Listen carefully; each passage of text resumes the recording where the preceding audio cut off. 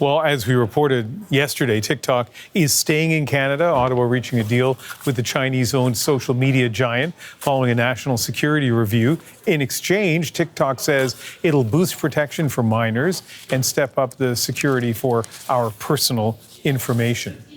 Is your little corgi friendly? Yeah. Can I say hi? Yeah, for sure. Yeah? What's the name? Bagel.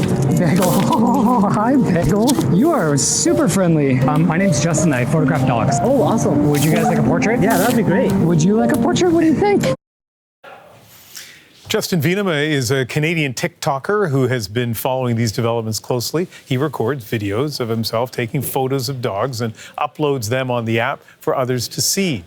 He says this deal between Ottawa and TikTok is a great thing for Canadian content creators, and he's excited for the opportunities that lie ahead. So that's what it takes, Justin, to become viral on TikTok? Just a couple dog photos, nothing too crazy. How did all of this come about?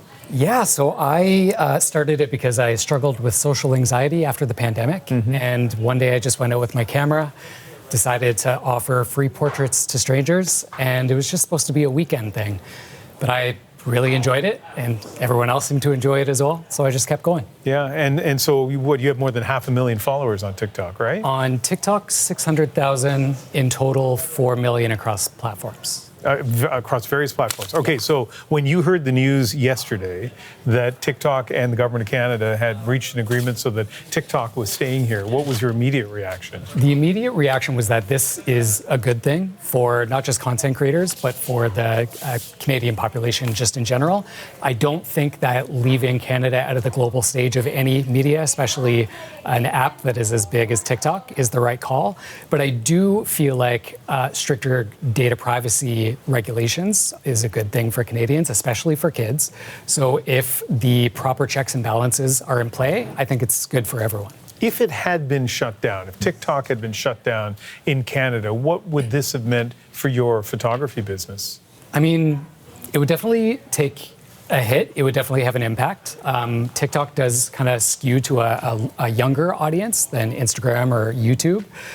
So, I mean, it definitely would take an impact on the brand deals as well. For some reason, brands really like TikTok. So taking that out of the equation, that would affect my income and my ability to do this for a living.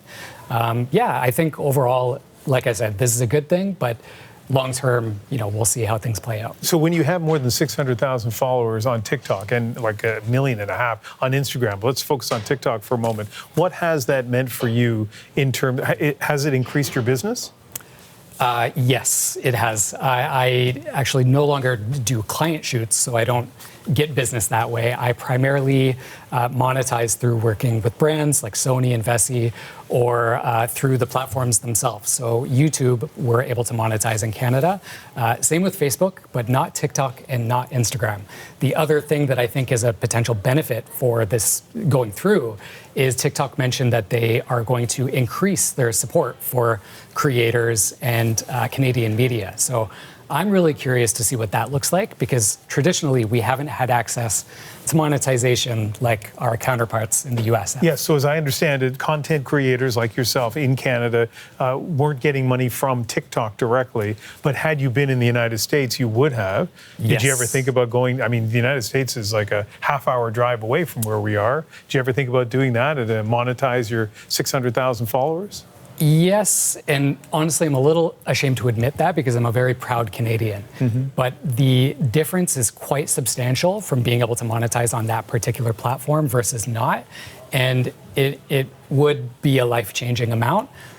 However, I don't like a lot of the things that are happening in the US right now. So I think long-term, it's not the right call. And I'm happy to call Vancouver home forever. So one last thing for people out there who are watching and maybe concerned about their kids or grandkids because they heard about the security issues, which apparently have been dealt with, but also just heard about, fake medical information on TikTok, or just people wasting their time on TikTok. Your content's so wholesome, you and a bunch of doggies.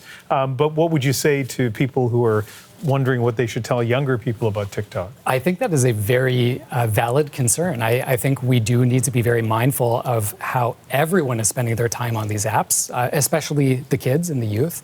And I think that comes down to setting expectations around like usage policies, how long they're allowed to use it, what type of content they're supposed to not kind of watch and what to stay away from.